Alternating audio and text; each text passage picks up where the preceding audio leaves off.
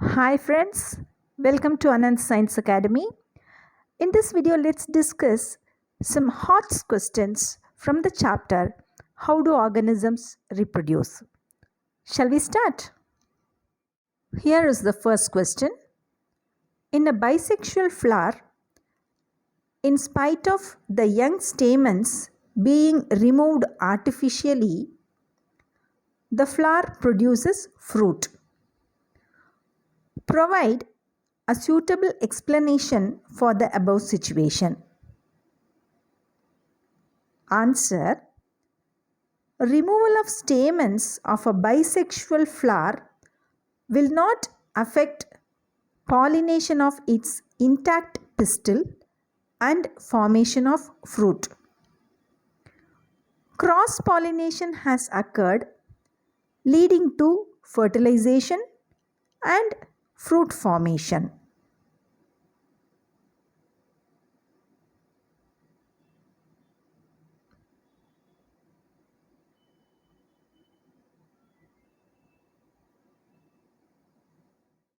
Question number 2.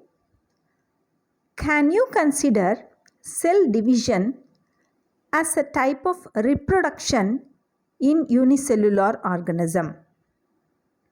Give one reason. Answer. Yes, cell division can be considered as a type of reproduction because cell division in a unicellular organism results in the formation of two daughter cells, which means it produces more individuals of the organism.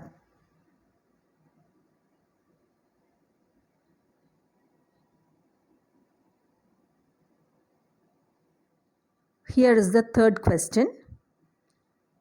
Explain how offspring and parents of organisms reproducing sexually have the same number of chromosomes. Answer. The parents are diploid, which is denoted as 2n, as each of them has two sets of chromosomes. They form haploid, that is represented as n. They form haploid male and female gametes through the process of meiosis, otherwise known as reduction division. The haploid gametes have one set of chromosomes. Since these two gametes fuse during fertilization, the original number of chromosomes is restored in the offspring.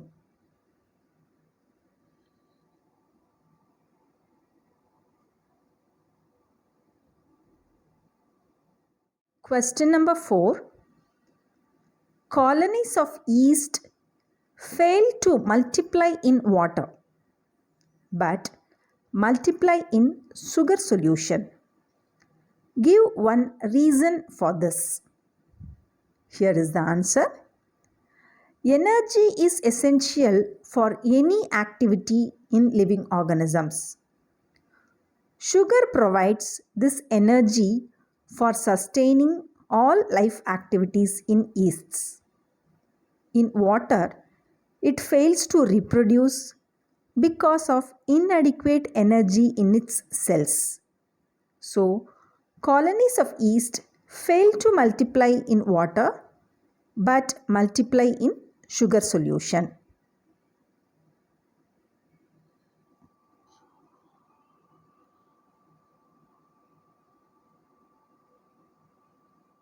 Here is the fifth question. Why does bread mold grow profusely on a moist slice of bread rather than on a dry slice of bread? Answer. Bread mold requires moisture and nutrients for its growth. A moist slice of bread contains both moisture and nutrients. Hence, it grows profusely as compared to a dry slice of bread which contains only nutrients but no moisture.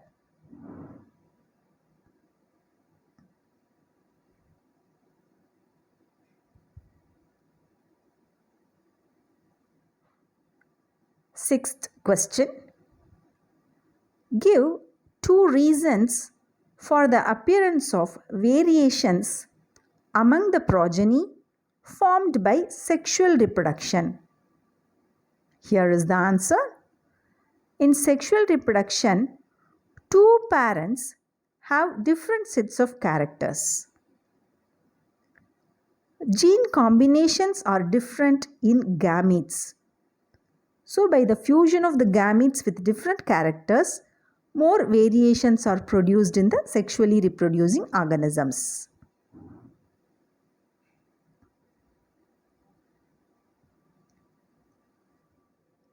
Question number 7. In tobacco plant, the male gametes have 24 chromosomes. What is the number of chromosomes in the female gamete? What is the number of chromosomes in the zygote? Answer. The number of chromosomes in the female gamete is also 24 as in the male gamete. The number of chromosomes in the zygote is 48 because it is formed by the fusion of the male and female gametes.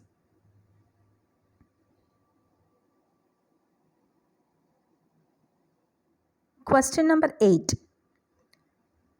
Is the chromosome number of zygote, embryonal cells and adult of a particular organism always constant?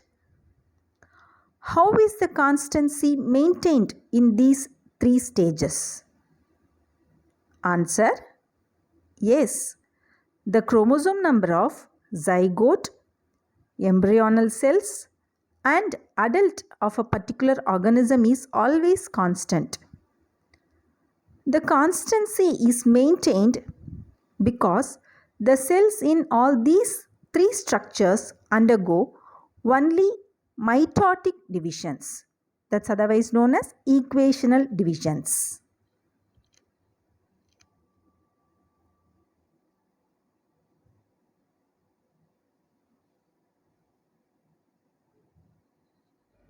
Question number 9. How are genital growth and sexual maturation different from each other? Answer. Genital growth is the growth of different types of developmental process in the body like increase in height, weight gain, changes in shape and size of the body. Sexual maturation is a set of changes in the body of an individual at puberty like cracking of voice, new hair patterns, development of breast in female, etc.